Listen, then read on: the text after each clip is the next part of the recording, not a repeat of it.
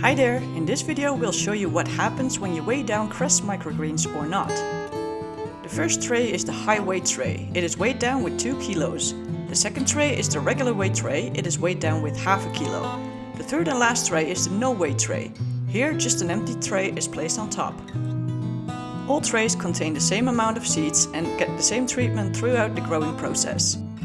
At day 3 the top trays are lifted off for the first time. It is obvious that the trays with the weights on top had more to suffer. The reason can also be seen on the back of the top tray. Cress seeds get a little sticky when they get wet, so by removing the top tray you will pull out some plants too. After harvest we get clear numbers on how the trays performed. The high weight tray gave a yield of 400 grams.